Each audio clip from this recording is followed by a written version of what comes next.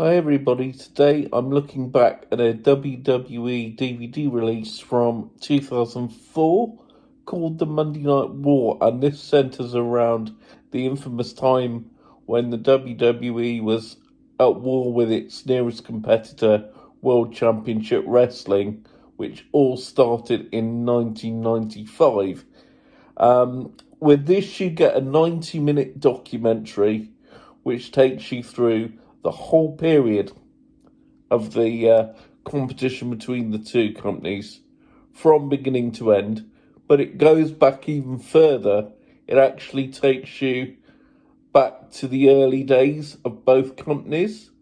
And then you see you see about the birth of WCW, how WWE needed to change in order to become appealing again to audiences, because there were a lot of, shall we say, cartoonish gimmicks in the early 90s, and they needed to evolve in order to keep audiences interested.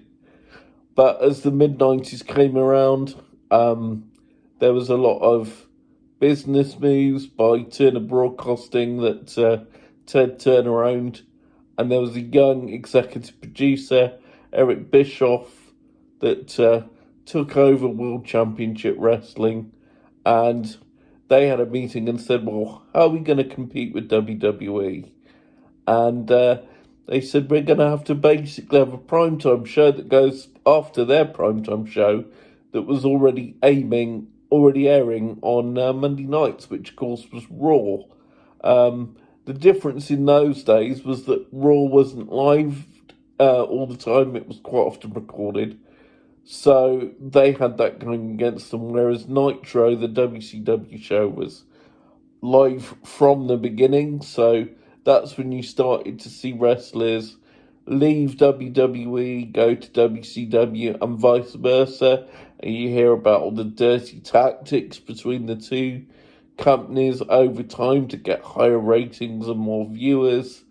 And I think Ted Turner's focus all the time was, we have to put them out of business, which I think was a mistake. You know, healthy competition is good in any business, and I think if they'd have just carried on trying to make good television and not just worry all the time about what the other one was doing, then perhaps WCW would still be in business today. I don't know. I mean, WWE has got some competition now from Impact / TNA, from AEW / Ring of Honor, and all the other independent companies. But I do think if WCW hadn't made some of the mistakes they did, then perhaps they would still be around. Of course, they did have a very, very rosy patch indeed, where they beat WWE in the ratings for about 83 weeks. They had the creation of the New World Order faction, which was absolutely red hot when Kevin Nash, Scott Hall left the WWE, ended their time as the Diesel and Razor Ramon characters.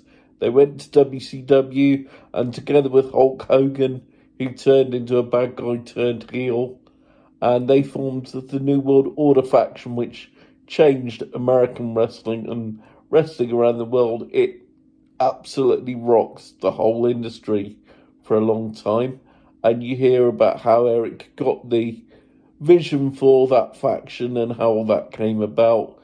You hear about Steve Austin when he was in WCW, how he was getting frustrated. Same with a couple of other wrestlers like Mick Foley, how they went from promotion to promotion. So you do get some specific timelines on certain people. But because this documentary is 90 minutes, it does try and keep it to more of a general feel between what was going on with the history of the two companies and general events. You do get a lot of highlights, a lot of famous moments, notorious moments, but it does keep it generalised. This isn't like the Monday Night War series that was on WWE Network, which has a lot more detail, goes into specific episodes on specific wrestlers, themes within the time period.